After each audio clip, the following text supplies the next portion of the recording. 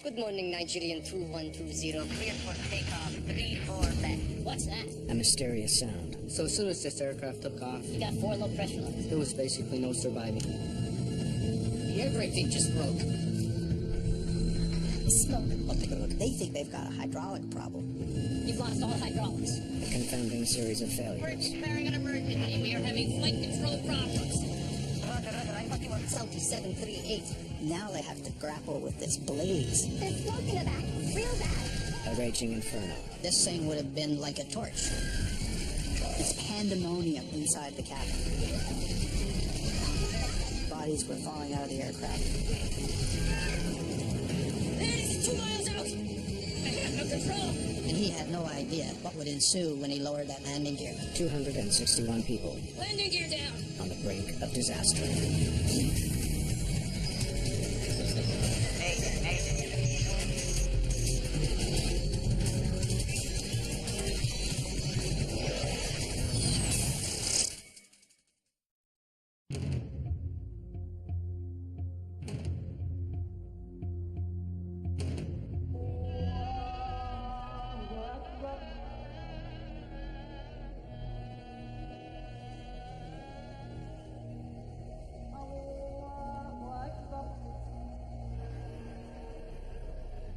Mecca, Saudi Arabia, the birthplace of the Prophet Muhammad. This is the holiest city in all of Islam. Making the journey to Mecca is a sacred duty in the life of every Muslim. The Hajj is the world's largest pilgrimage. This week, more than 1.5 million people will take part in the ritual. 80 kilometers away, one of the largest airports in the world is the gateway to Mecca for pilgrims traveling by air. Jeddah Airport has a terminal built exclusively for the annual Hajj. A terminal that can handle 80,000 passengers at a time. Today, in blistering desert heat, Nigeria Airways Flight 2120 prepares to take a group of Nigerian pilgrims home. For most Westerners, a Hajj flight would seem almost surreal. These are very poor pilgrims from villages in Nigeria. They've never been on a plane for the most part. The whole cultural difference is amazing. I mean, there's stories told about some of these pilgrims getting into the airplanes and actually trying to light their barbecues to cook meals on the flights, not realizing that, of course, you can't do that. The 247 passengers are on board a DC-8 that will be heading west across Africa to Sokoto, Nigeria. It's a charter flight operated by Canadian airline Nation Air. The DC-8 was the primary aircraft for Nation Air. It was reliable, sturdy, and served us very well in operations throughout the world. Nation Air was a scrappy little startup airline based in Montreal, and it started by taking people on vacations to sunny destinations during the winter, and it grew very rapidly. And then it had this very unusual offshore charter business, which is what brought them to Jeddah and Saudi Arabia. By offering unconventional flights that most other airlines would never consider, Nation Air is giving its competition a run for their money. Sir, you have to take your seat, please. Captain William Allen is a former Canadian Air Force pilot. He has more than 20 years of flying experience. First Officer Kent Daffage will be at the controls today, piloting Flight 2120 out of Jeddah. Close her up and get out of here. Ready for it? You've got number 4 way up here. Okay, starting 1. Victor Furr I'll turn on the aircon. is the engineer on today's flight. There are 2 other Nation Air employees on the plane. Lead mechanic Jean-Paul Philippe and project manager Aldo Telemanti. Mr. Teddamonte was sent to Jeddah by our planning department to primarily provide logistical administrative support. Flight 2120 must taxi 5 kilometers across the sprawling airfield to get to its takeoff position. Flight controls.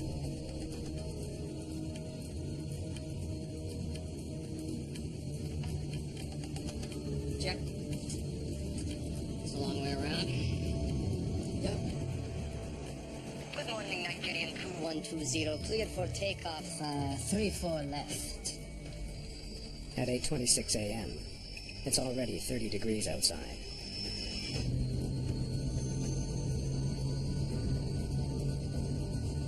Runway's clear. All engines.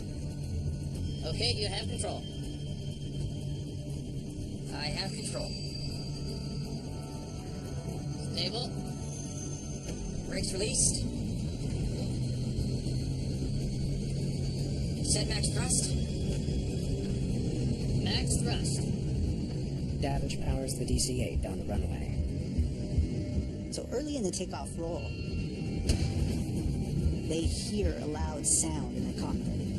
And the flight engineer says, What's that? The instruments show no indication of trouble. they continue to accelerate. 80 knots. 90 knots now. 90 knots, check.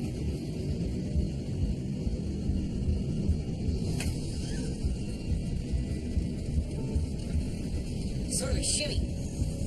Like if you're riding on one of those thingamajigs. V1. V1 is the speed at which pilots can no longer safely abandon their takeoff. Rotate.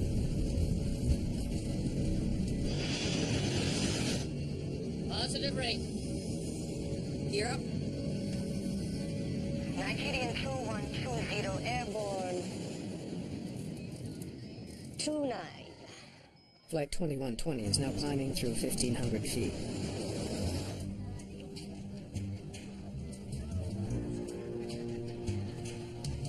The plane has been in the air for 1.5 minutes. You got 4 low pressure lines. What have we got? You got 4 low pressure lines. Yeah. We might be losing pressurization. Pressurization is uncontrolled. The instruments indicate that the plane isn't pressurizing properly. But, in the cabin, nothing seems wrong. Level off. Okay. Initiator 2120, we'd like to just level off at 2,000 feet, if that's okay. We're having a slight pressurization problem. In the tower, the controller has his hands full. An odd coincidence is creating confusion. Another plane is reporting the exact same problem. Say call sign? The controller thought he was talking to one aircraft with a pressurization problem, when in fact there were 2 aircrafts reporting pressurization problems simultaneously. I'd just like to level off at 2,000 feet. Got a spoiler light. Wing spoilers reduce lift when planes are landing. Since the crew hasn't deployed them, the light points to yet another malfunction. You're on safe flight. You could descend to 3,000 feet. The controller believes he's talking to the other distressed plane, a Saudi Arabian aircraft. Fly heading 160. Asian Air is flying at 2,400 feet. Descending to 3,000 doesn't make sense. There's so much confusion going on between the tower and these 2 aircraft. They're making a bad situation even worse. Alan thinks the controller wants him to climb. Heading 130, and understand you want us up to 3,000 feet. That's affirmative. Fly Heading 160. heading 160. We're losing hydraulics here. The loss of hydraulics has significant implications in controlling the aircraft. Okay, 160, and we're losing our hydraulics, sir. You revert to what is called manual control, and it's already difficult with hydraulic assist, but manual control is even more difficult. We're gonna need to come back to Jeddah to land. Flight 2120 is 13 kilometers from the airport and flying away from it. Roger, understand you are going to land in Jeddah? To get back on the ground, the crew will have to make a wide left turn. It will take them further away from the airport before bringing them back over the city to line up with a runway.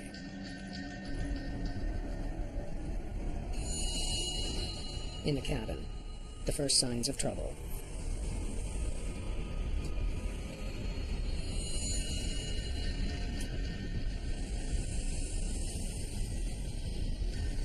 Smoke.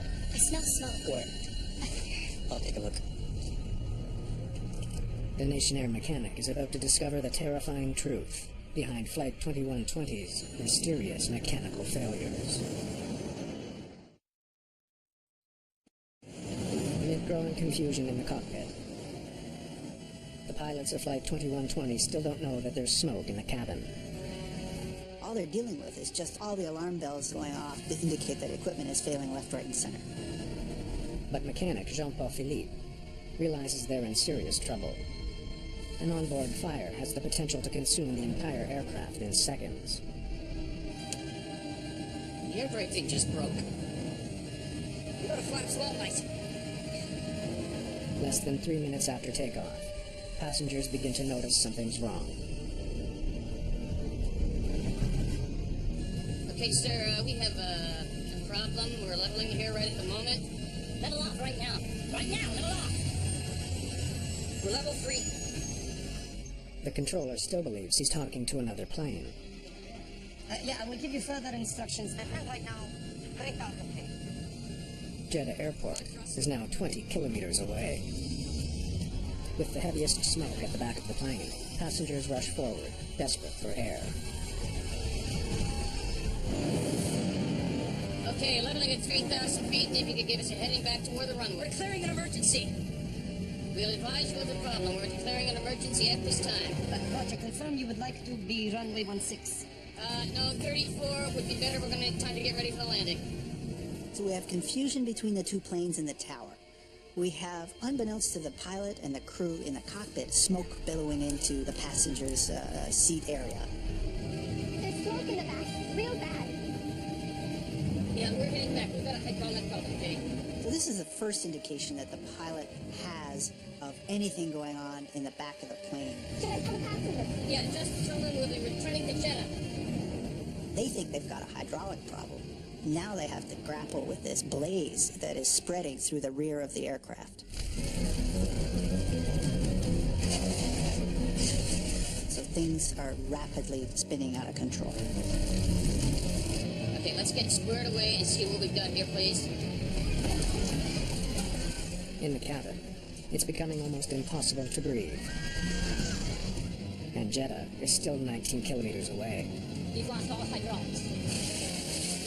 The odds on making it back to the airport are getting slimmer. Damn it! I've got no ailerons! Davidge can't steer the plane with no hydraulics. Okay, hang on, I've got it. Captain Allen struggles with his control column, but it too could fail at any moment. Let's get lined up before things get any worse. Okay, sir, we're at 2,000 feet now, declaring an emergency. We are having flight control problems. Roger, I thought you were Saudi 738. Only now does the controller realize that the troubled aircraft is the Nation Air flight. Turn left right now, heading 080, expect runway 34 left. By this time, it's pandemonium inside the cabin. Passengers are being engulfed by flames, and bodies are starting to fall from the aircraft fuselage. The plane is right over Jeddah, a city of 2 million people.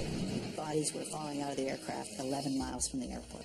Okay, sir, we're having trouble turning. We are having flight control problems. You will try to turn left.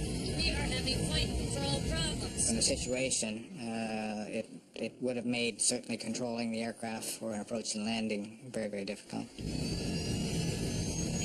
How much further? 10 miles. 1,700 feet. Choking for air, some passengers try to open the doors. At this speed, it's impossible. Jeddah 2120, clear to land, runway 34 left. Okay, we're coming straight in. We'll land on the left. Require emergency vehicles immediately. We have a fire. We will be ground evacuating. Jeddah 2120, clear to land, any runway, clear to land.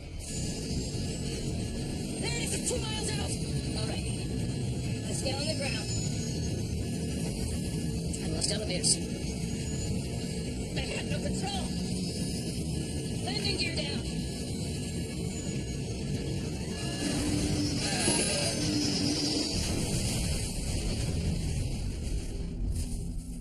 Air 738, Nigeria Airlines, down, just short of runway 34 center.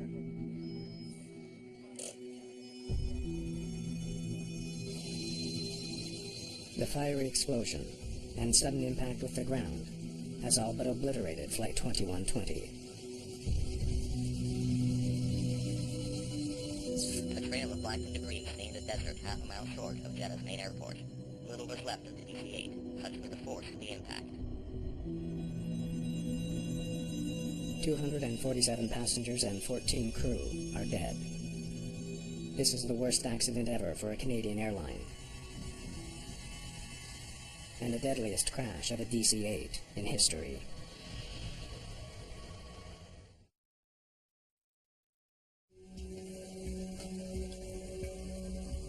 Monday after the crash of Nation Air Flight 2120, a team of Canadian investigators arrives in Jeddah. They'll join the official Saudi investigation. They now must figure out how a DC-8 bound for Nigeria, Nigerian 2120, airborne 29. ended up in pieces just 10 minutes after taking off. Has anything been removed? We'd heard that there'd been an onboard fire, but really little more than that, beyond the fact that all the 261 souls on board had perished in the accident. Bill Taylor is the Transportation Safety Board's technical expert. My first view of the crash site was one of astonishment, really, at the spread of the debris, the severity of the breakup. Usually there's some indication of recognizable parts of the aircraft, but there was virtually nothing to identify it as an aircraft. I can't even tell what most of this is. It was critical for us to know what happened as quickly as possible because we're carrying millions of people all over the world, and so we wanted to know if we had a problem. Do we have a problem with our operation, our equipment, our aircraft? The thing that impacts you is when you're dealing with 247 passengers and 14 crew all dead. That gets your attention. And the fact that something as big as a DC-8 is now lying there in a zillion pieces, all burned. Yeah, it has an effect.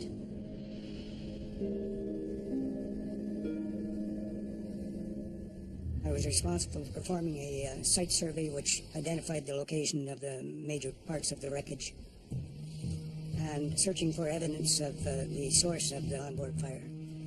By mapping the spread of the debris, the investigators began to get a picture of what happened to the DC-8 at the moment of impact. The fuel sprayed out in a V shape, and instantaneous fire over that area. Obviously what had happened as the aircraft hit the ground with severe down motion, it ruptured all of the fuel tanks.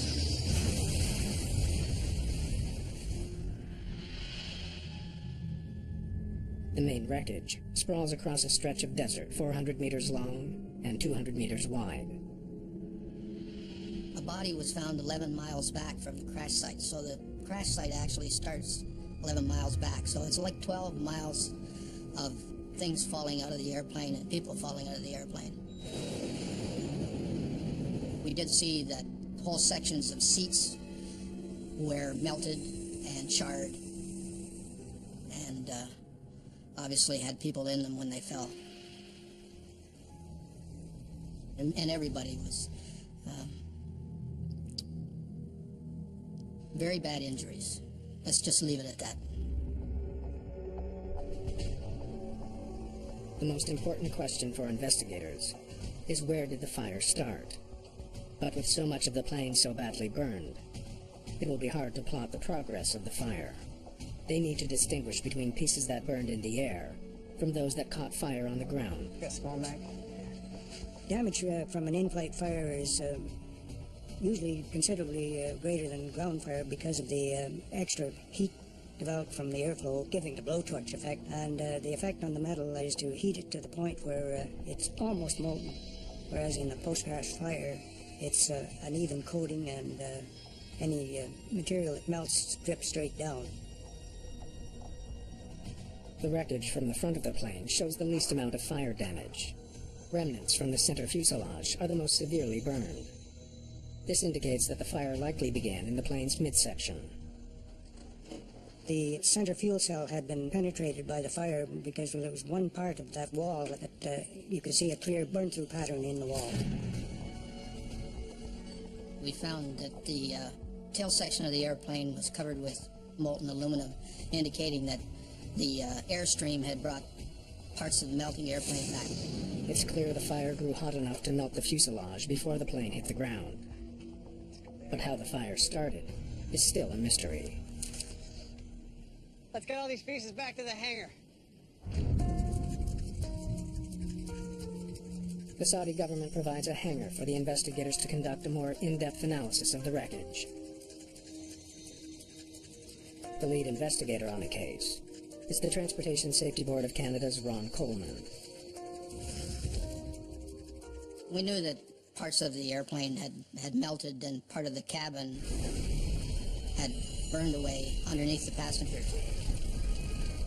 We know that aluminum melts at 1100 degrees Celsius approximately. So this thing would have been like a torch.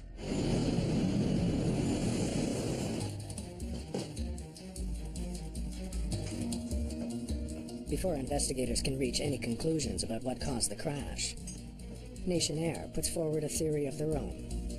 Early on, Nation Air claimed that a foreign object, a hunk of metal, had been on the tarmac at Jeddah.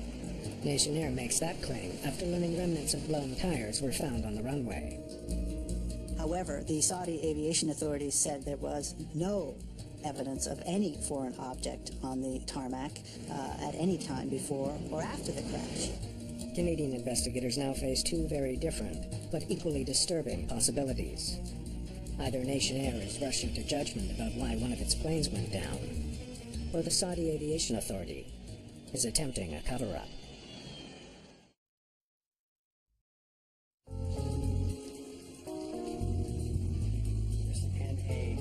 Examining the remains of Flight 2120's landing gear, investigators discover that the wheels may have had something to do with the crash. One of the left wheel rims shows clear signs of having been scraped along the runway. This is the number 2 wheel that was recovered from the accident site. You can see here the area where the wheel was ground down. You can imagine the kind of heat that would generate running along the runway, scraping off. At the crash site, Bill Taylor makes a chance discovery. It adds an unexpected new layer to the investigation. I noticed a piece of paper blowing across the site. Picked it up, and I could see that it was handwritten notes on this paper, and it turned out to be part of the A-flight inspection checklist, and it was the actual page that recorded tire pressures. Hey. The maintenance checklist shows that the tires were inflated to normal pressure. What is not normal is that there are 2 different colors of ink, with a second entry written over the first. It was apparent that the numbers had been changed at some point. It didn't look right. We recommended that we send it to the RCMP for them to look at it and see if it had been altered or documented, because there is a law in the aviation industry that no documents shall be altered. The plane's flight data recorder and the cockpit voice recorder have been recovered, though it's far from certain whether any data has survived the intense heat and heavy impact. We packaged them and transported them back to the Canadian lab for analysis. Tire tracks on the runway offer some intriguing clues about what happened to Flight 2120. Left main landing gear had been leaving marks, rubber marks, to begin with. So this is the outer left one. These continued for some distance, and then we see where the inboard front tire of the left landing gear had lost its tire. In other words, the tire had blown, and the wheel had come down into contact with the runway. From rubber marks on the runway, Taylor concludes that the aircraft blew 2 adjacent tires, both from the left main landing gear. What's that? It's an important discovery. But they still don't know why the tires burst, nor how that could have led to the catastrophic fire. Let's spread it out, see what's what. Investigators next examine pieces of tire found on the runway. They're looking for any signs of a defect or heavy tire wear. Visual examination found that the tires had sufficient tread to continue in service. They were worn, but still pretty good shape. The discovery supports Nation Air's claim. It's possible that the DC-8 did, in fact, hit something on the runway that caused the puncture. Press release at the time, provided by the president of the company, stated that the cause of the tire failure was debris in the runway. Even with 2 blown tires, Positive rate. Flight 2120 got airborne.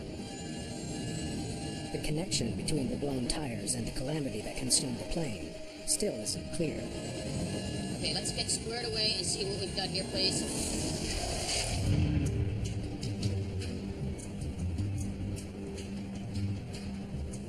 In Ottawa, the Transportation Safety Board has salvaged the cockpit voice recording. But instead of solving the mystery, it only adds to it.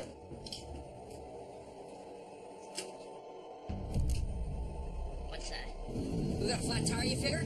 The voice recorder confirms that the crew suspected they had a blown tire. You're not leaning on the brakes, eh? The pilot flying is the only one that has his feet on the rudder pedals on a takeoff. The rudder pedals are also the brake pedals. No, I'm not. I got my feet on the bottom of the rudder. It can happen from time to time that you touch the brakes either for directional control or inadvertently.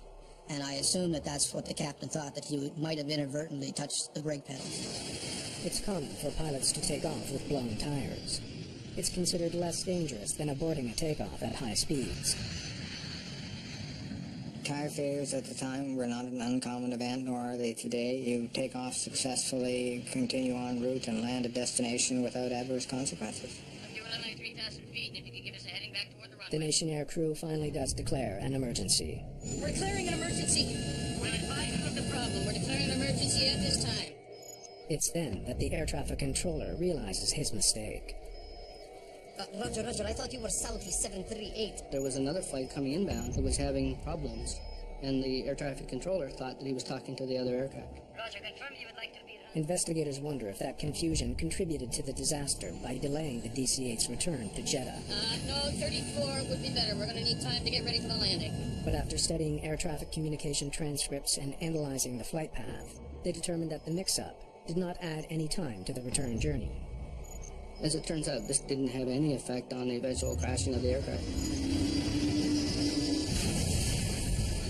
The question remains, could a blown tire have somehow led to an intense fire that took down a commercial aircraft in 10 minutes?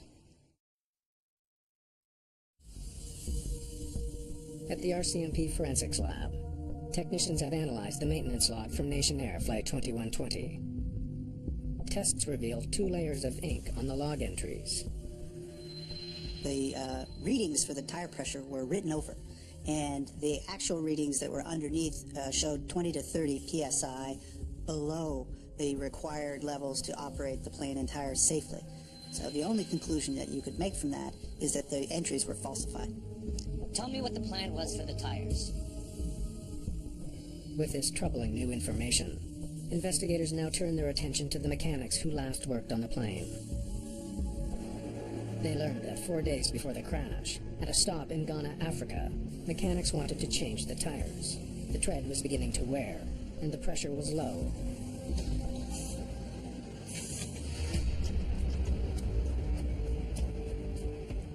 The investigative team wants to learn more about how Nation Air managed day-to-day maintenance. Bill Taylor is joined by operations expert Larry Vance. What we did was look at all the operational issues, and we looked at human factors, basically everything that had to do with the operation of the aircraft. You're not going to believe what I just found. Taylor uncovers evidence that the tire change was never carried out. A fax from the Nation Air project manager in Jeddah ordered it stopped so the plane could stay on schedule. They had a facsimile come in from the project manager. Forget it. They want us to get going. saying that some of their passengers were being given off to other carriers, which put some pressure on them to abandon their plan to change the wheels. It was felt that would have caused a greater delay. So the fax came in and said, stop the tire change. We're way behind. We may lose the contract. Load everybody up and get back. And so they did. They stopped the work. Because Nation Air is go, go, go, go. Nobody wants to deal with anything that could delay the departure. Rather than top up the tires, a mechanic altered the log to make it seem like the tire pressure was fine.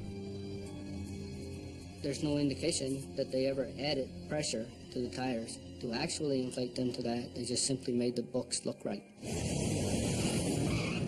3 days later, the plane landed in Jeddah with the same underinflated tires.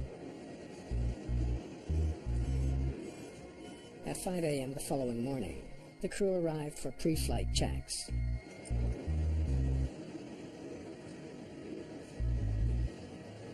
"20 minutes before takeoff, lead mechanic Jean-Paul Philippe finally decided to get the tires topped up.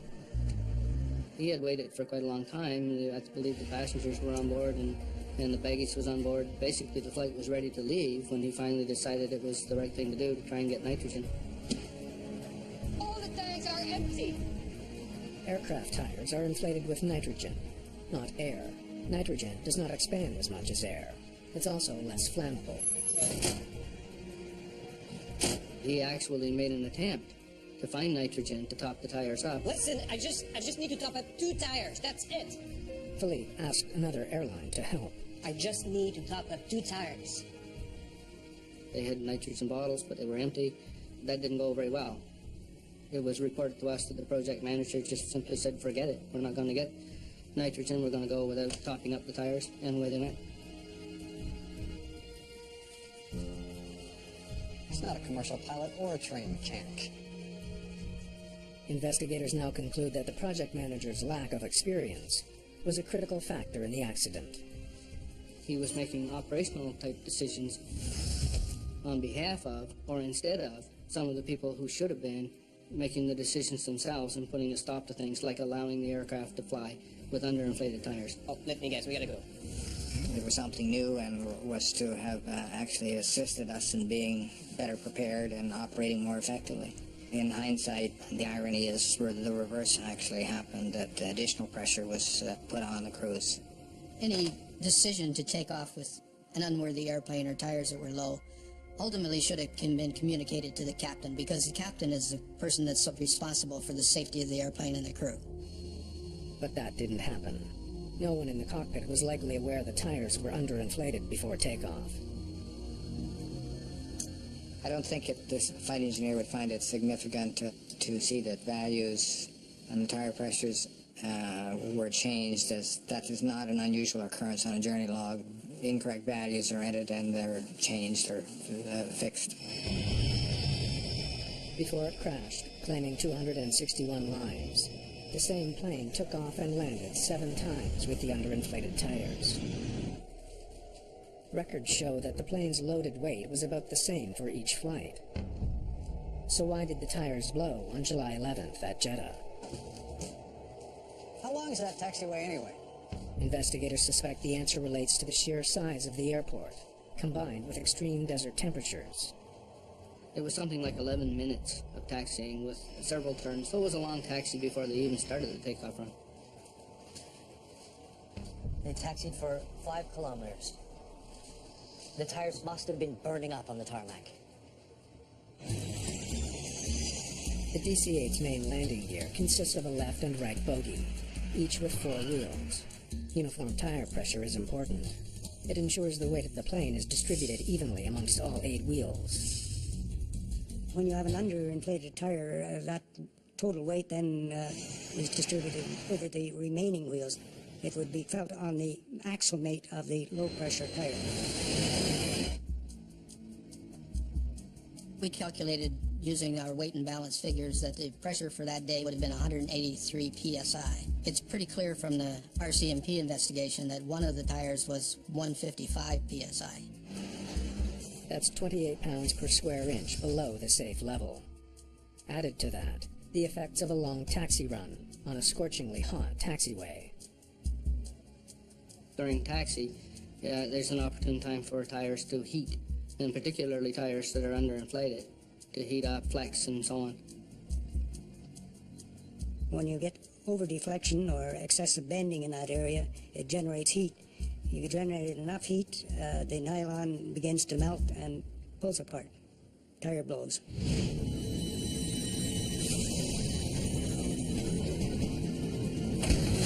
What's that? The first tire to burst was not the low one, but the one right beside it. 90 knots now. The underinflated tire blew next. The wheel rim hit the runway. And when that started to drag and wear down the runway, it got super hot. Hot enough to ignite the rubber tires. The crew took the fire in the air with them, and it quickly consumed the plane. So as soon as this aircraft took off and they retracted the landing gear, there was basically no surviving. Gear up. The fire was going to spread. There's smoke in the back, real bad. They were going to crash. Yeah, just tell them we'll be returning to Jeddah.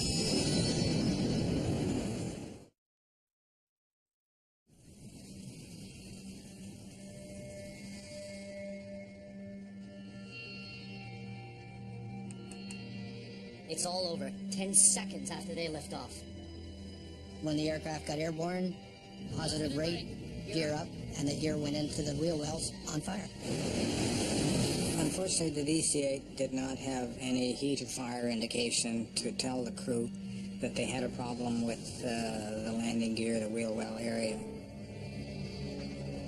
The fire begins with this tire. Investigators now know where the fire started, and why it spread so quickly. The left wheel well burns first.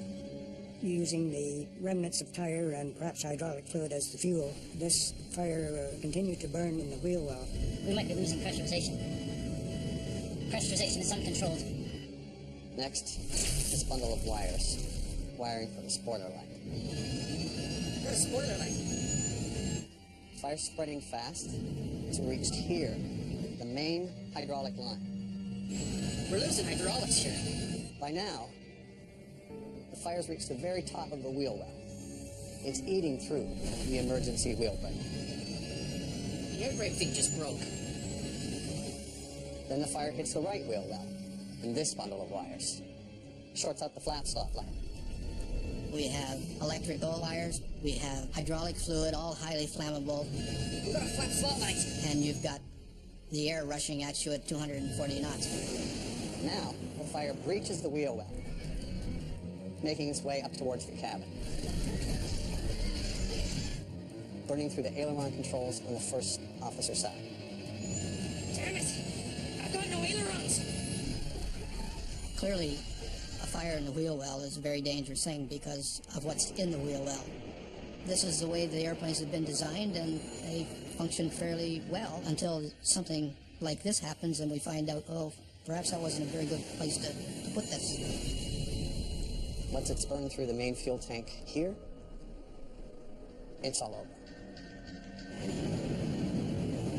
He had no idea as to what would ensue when he lowered that landing gear. Landing gear down!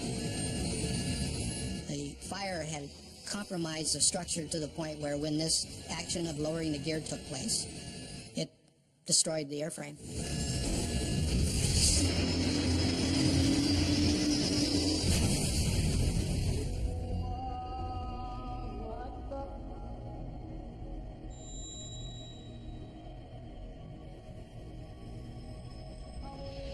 The official accident report, issued almost 2 years after the crash, found the DC-8 was unfit to fly. I don't believe that the people who were making the decisions had in their heads that this was a hazardous thing that they were doing.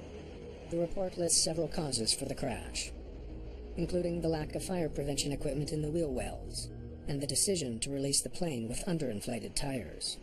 The mechanics working on this aircraft were not fully aware of the hazard involved in low tire pressures. A number of critical changes came about after this accident. Smoke, fire, and temperature sensors in the wheel wells are now mandatory on all modern aircraft. Most critically, all crews are trained on the importance of properly inflated tires.